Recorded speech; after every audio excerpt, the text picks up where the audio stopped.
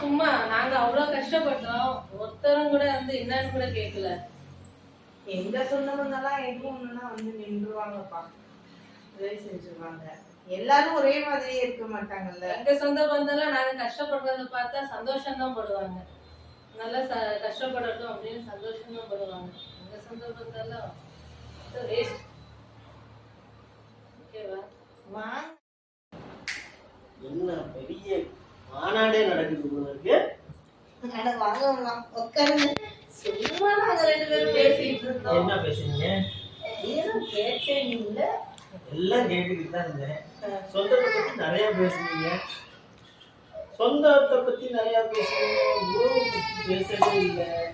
சொந்தம் தான் என்ன, உறவு தான் என்னன்னு நீங்க 2 பேரும் தெரிஞ்சுக்கவே இல்லையே. ஆனா சொந்தமும் உறவும் ஒண்ணுதானண்ணா, நீங்க என்னன்னா புதுசா சொல்றீங்க? எப்படிமா வந்தா? சொந்தம் வேற உறவு வேறமா? உனக்கு தெரியுமா? எனக்கு தெரியாதுப்பா. சொந்தம்னா அவ கேக்குறது கரெக்ட் தான், கரெக்டா தானே இருக்கு. நீங்க புதுசா ஒரு புதிரை கொண்டு வந்து வைக்கிறீங்க. சொந்தம்ங்கிறது வேற, உறவுங்கிறது வேற. சொந்தம்னா என்னன்னு தெரிஞ்சுக்க போத. உனக்கு 1 லட்சம் ரூபாய் பணம் வரப்போகுதுன்னு வச்சுக்கோ. அதை எப்படி கெடுக்கலாம்னு நினைக்கிறேன். கெடுக்கலான்னு கூட இல்லை, இவனுக்கு வரக்கூடாதுன்னு நினைக்கிறது சொந்தம். உறவுங்கிறது எப்படின்னா, நான் அந்த பணத்தை எப்படியாவது வாங்கி இவங்க பயனடைஞ்சு அடுத்த இடத்துக்கு போக மாட்டாங்களா, அடுத்த இடத்த அவங்க ரீச் பண்ண மாட்டாங்களான்னு நினைக்கிறது உறவுகள். இது 2மே ஒண்ணுதான். ஆனா சொந்தம் வேற, உறவு வேற. அதை புரிஞ்சுக்கணும். இப்ப உங்க 2 பேர்த்துக்கும் பிராக்டிக்கலா காட்டவா இல்ல தேரியா காட்டவா? தேரியா சொல்லவா? பிராக்டிக்கலாவே காட்டிடுவோம். பிராக்டிக்கலாவே காட்டணுமா? இப்ப யாருக்கு போன் பண்ணுவாங்க? ஏதாவது சொல்ல போறீங்க? யாரையா ஒருத்தர் யோசிச்சு சொல்ல. அவருக்கு பண்ணிடுவோம். இது பண்றோம்.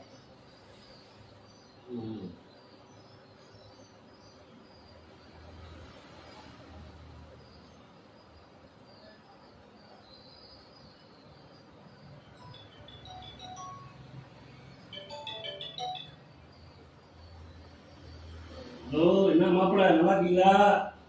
நல்லா இருக்கேன் நல்லா இருக்கேன் மாமா. ஃப்ரீயா இருக்கீங்களா, பிஸியா இருக்கீங்களா?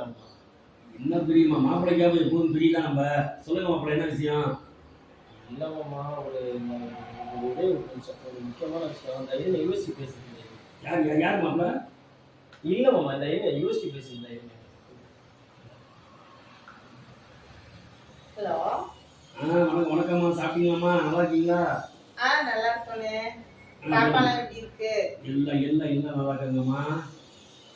என்ன விஷயமா? என்ன மாப்பிள்ள சொல்ல தயங்குறாரு? என்ன மேட்டர்மா? இல்லனே, ஒரு 30,000 ரூபாய் பணம் வேணும். 1 லட்சம் ரூபாய் லோன் சாங்ஷன் பண்றேங்கறாங்க. பழைய லோன் 30,000 ரூபாய் இது பண்ணிட்டா 1 லட்சம் ரூபாய் தரேங்கறாங்க. லோனா? எதுலமா?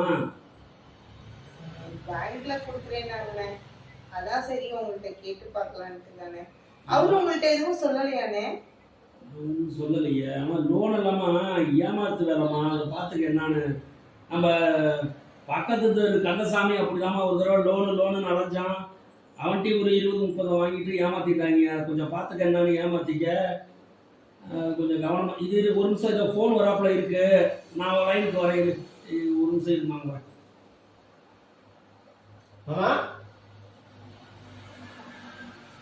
என்ன வச்சுட்டாருங்க, காசு கொண்டே வச்சுட்டாங்க.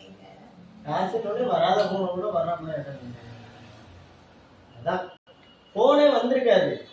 ஆனா நீ கேட்டீங்கன்னா காசு கேட்டீங்கன்னா உனக்கு தான் சொந்தம் பண்ண. உறவுகள்லாம் என்னன்னு தெரியுமா?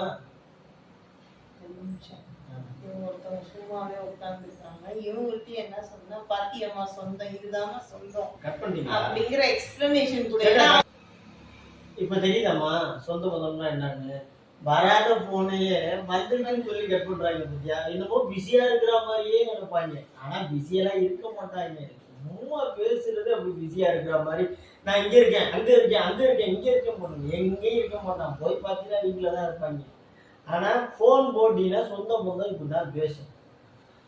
உன் சொந்த பந்தம்லாம் ரொம்ப ஹெல்ப் பண்ணுவாங்கன்னு சொன்ன. இப்படி இருக்காங்க. ஏடி அப்படி அடி சொன்ன ஏடி நம்ம சொந்த பந்தத்தை பத்தி தெரிஞ்சு மாடி நீ இப்படி சொல்ற. ஐயோ ஐயோ. எப்படி இருந்தாலும் நம்ம சொந்த பந்தத்தை விட்டு கொடுத்துடக்கூடாது. சொந்த பந்தம் அப்படித்தான் இருக்கும், ஆனா உறவுகள் அப்படி இருக்காது. புரியுதா? இப்போ உறவுகள்லாம் என்னன்னு தெரிஞ்சுக்கலாமா? அதை கேட்க சொல்லட்டுமா இல்ல பிராக்டிகலாவே சொல்லட்டுமா? அதையும் பிராக்டிகலாவே வா. யாருக்கு போன் பண்ணலான்னு சொன்னேன்? உங்க அண்ணனுக்கு என்ன பேசுவோமா? பேசுங்க. உங்க அண்ணனுக்கு சரியா? உங்க அண்ணனுக்கு ஒரு போன் பண்ணுங்க.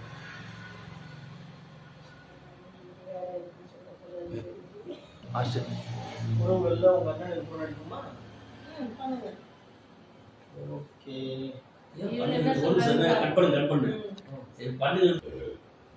உங்க அண்ணனுக்கு போன் பண்ணுமா? சரி பண்ணுங்க. என்ன பண்றாருன்னு பாப்போம்.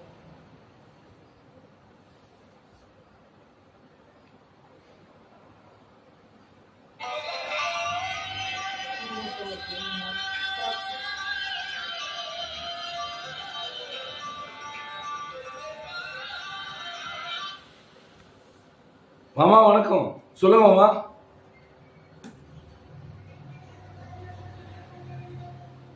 நான் அட்டனாவே இல்லை. பண்ண வேண்டியதானே, பேச வேண்டியதானே. போல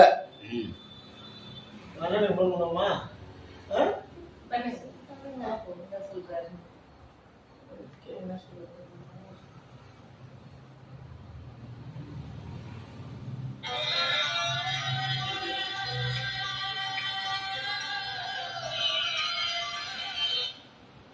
ஹலோ. அண்ணா எங்க மாப்பிள்ள இருக்கீங்க? ஃப்ரீயா இருக்கீங்களா பிஸியா இருக்கீங்களா? இல்ல மாமா, ஃப்ரீயா தான் இருக்கும். சொல்லுங்க மாமா. இந்த இருங்க மாப்பிள்ள, இந்த யூனிவர்சிட்டி உங்கள்கிட்ட பேசணும்னு செய்யணும். அந்த பேசுறேன். சரிம்மா. அண்ணே என்னப்பா சொல்லுப்பா. எப்படிண்ணே இருக்க? நல்லா இருக்குப்பா. நீ எப்படி இருப்பா? நல்லா இருக்கேனே. பிள்ளைல என்ன பண்ற? எல்லாம் விளையாண்டுட்டு இருக்காங்க. சரி சொல்லுப்பா.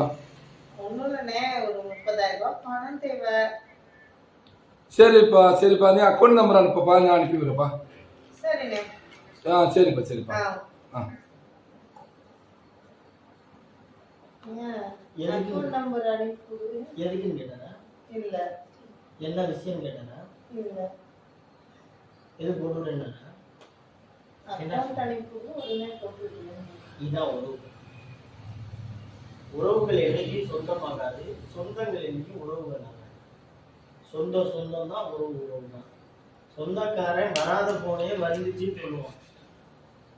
நான் பேசுறேன் இருங்க நான் பேசுறேன் அப்படிமா சொந்தக்காரன்.